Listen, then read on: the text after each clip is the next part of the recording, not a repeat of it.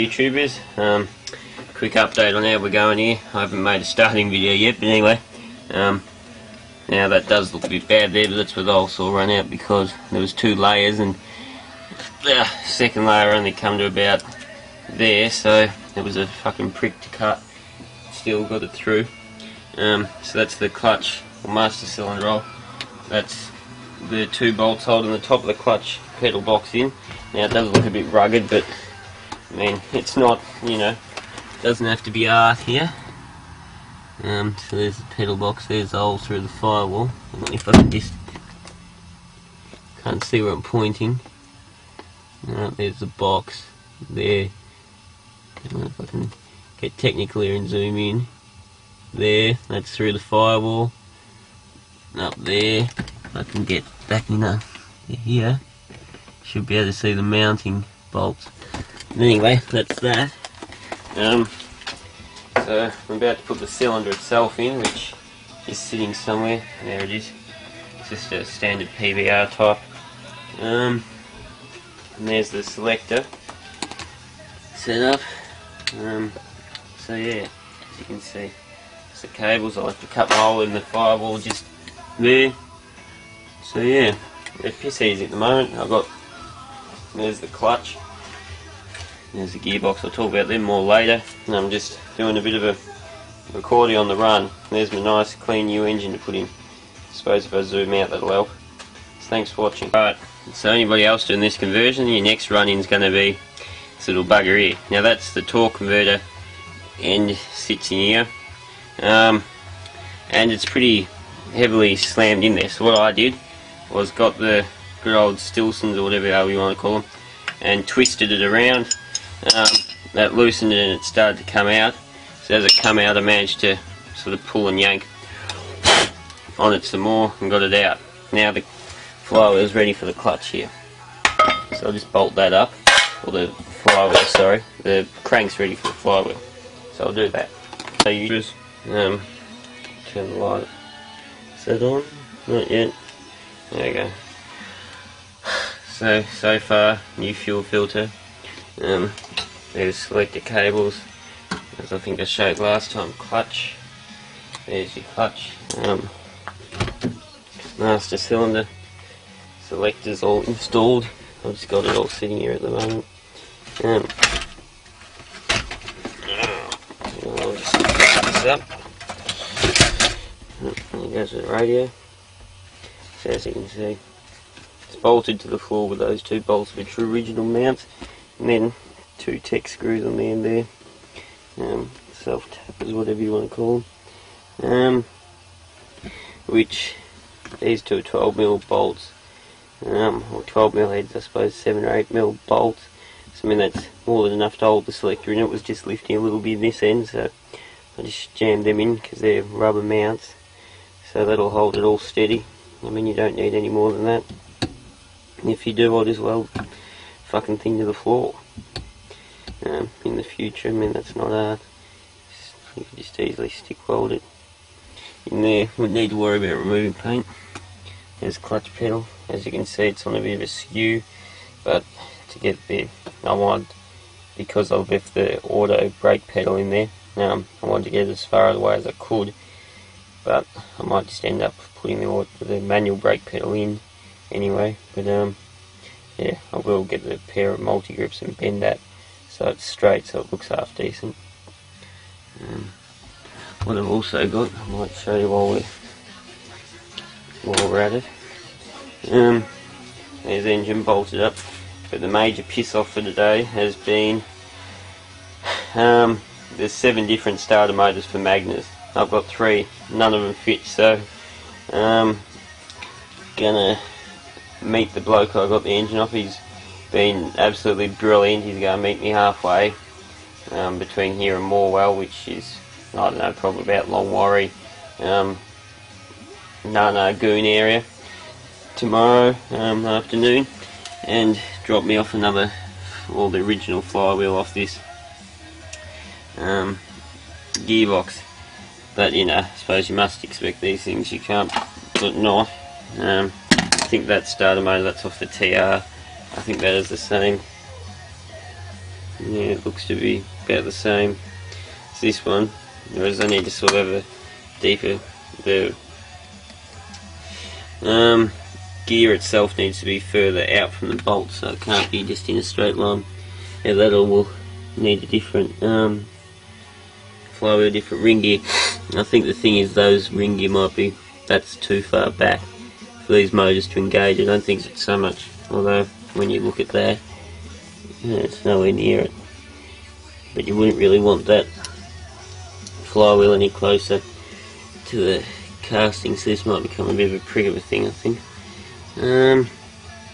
I'll hopefully upload this video so you can have a look at it tomorrow, see what I'm saying, but still, there you go. It's already, I'll bolt the manifold on. I might do that before I go in. So, trip back to Morwell, swearing cuss in between. This is what we've come up with. Now, you can probably see the amount of difference between these pressure plates, and there's no wonder they didn't work. Because as you can see, the teeth on that one is quite a lot higher. So there's quite a lot of difference there. And even in the thickness of the pressure plates, that was never really going to, you know, work. So, you know, I know the back is thicker on that one, but there's still, you know, there's still a bit of difference. So, yeah, I'll fit this one up and we should be right to go. Got the engine sitting over there, as you can see. It's not the best position, but it's convenient for YouTubers. So, I don't know how much you can see with this camera, but anyway. So I've got the starter motor all fitted up and everything actually works now.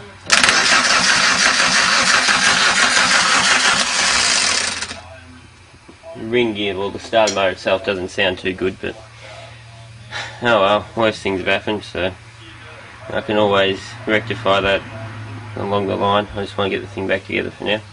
So I've got the inlet manifold gasket on with a bit of sealing around the water galleries. See there, it's not very neat, but it'll swash out anyway. Now the book recommends only to do it around the galleries. I don't know, I wouldn't really, if it were up to me I wouldn't put any on there, but seeing as the book says so, that's what I'll do. I'm definitely not going to cover the whole thing in sealant, because I reckon it creates more problems on gaskets like this, to be honest. But anyway, okay YouTubers, so currently got the engine transmission suspended, as you can see it's swinging around. Just a weight test at the garage, and it seems to be completely fine. I mean, I got up and hung off that rail. My full body weight, so that's extra 70 odd kilo, and it didn't complain.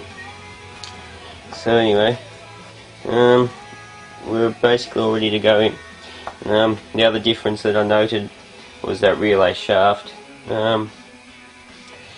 mount is different, so the actual thing itself is quite different.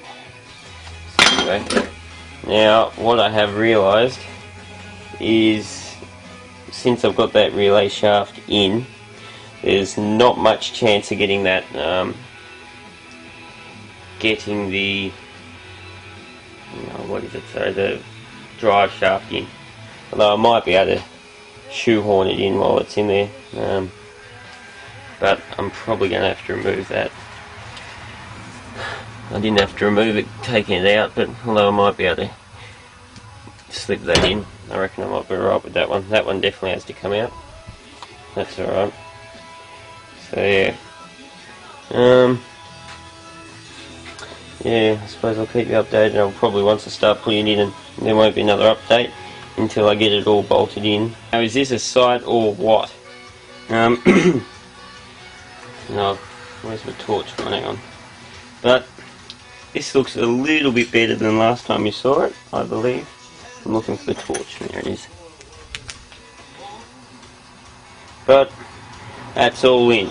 Now, there was only one problem I have, which you can't even call a problem really, and that was getting that gearbox, that bolt through the mount there.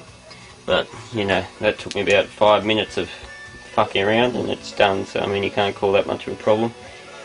The rest of it went in smooth as silk, so I've done it with the manifold on, which makes it a hell of a lot quicker. The only thing is, while the engine was swinging, I need to bolt the air compressor or air conditioning compressor on. That's done, so we're basically ready to start connecting everything back up now. First I'll I won't put the drive shafts in yet. What I'll do is focus on getting the engine all connected up. I'll get it so it's in a runnable state, minus the radiator, because I'll put that in outside so I can do a full flush on it as I'm doing it, because there's some gunky shit left in those manifolds, I know that, but still, we'll get it all done tonight. I'd say it'll be ready to be driven out of here within an hour's, well, it might need an hour or so work tomorrow, and it'll be driving anyway. So there you go, that's fuel line. Just need to start ticking off the very long list of things to connect back up. My god, is it a long list at the moment, but we'll get there. I'll show you some more along the way. So yeah, my father come out and give me a hand to line it all up. I've got to put the nut on the back of that engine mount before I forget, so I'll do that right now. Again, YouTubers, well, so far I've just put the drive shaft back in, don't doubt you can see it there. Where's my torch gone? There it is. So yeah, filling up the gearbox with oil there. The camera doesn't want to focus, fucking arsehole thing. Clutch is all installed and bled. Selector was completely connected till I had to thing out for that. Disconnected out of the way. Now tie rod end I do need to replace because that one, the thread is absolutely rooted on. There you can see drive shaft is in gearbox, drive shaft is in hub, nut is not on yet, nut is here, big washer go on, big castellated nut go on. Tighten that prick up once I put the wheel back on. But I do have another tie rod just to put on here for now, but we'll get a new one. I'll get both two new ones and do the rack boots while I'm at it because they're absolutely rooted, as you can see. But you know, there's worse things on the car than that. So now I'll just crack that nut, count how many turns, take it off. That boot's not too bad. It's actually not in all that bad condition, it's just that thread. It's actually, don't really want to even attempt to repair that actually. Now the nut looks like it's more the problem, to be truthful. Alright, let's see if I can find another nut. I might leave that on there just for now. I'll get a new one next week, or I might get a second hand one from the wrecker tomorrow. But I just want to get it all back together tonight, that's all. Because really, at this stage now, another 20 minutes work and I'd have it running, but I think I'll just hook everything up, get everything ready, might fill up the radiator and bypass all the old inhibitor switch and all that shit, and I'll call it a night. I won't start it up tonight, although I might, I'll see. Although my mother's sleeping, so I better not. Fucked around with a few things and looks like we've got it, so I'll just start her up now and we'll drive it out. Now, it's not the most conventional starting system at the moment, but still.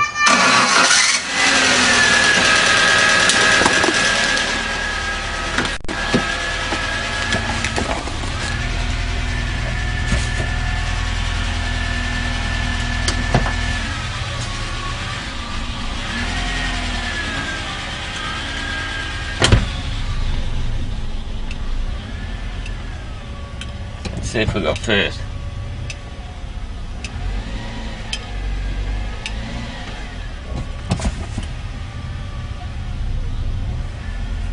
Now I won't run up for too long, it hasn't got any water in it, but we'll put the radiator in and then we're ready to give it a test.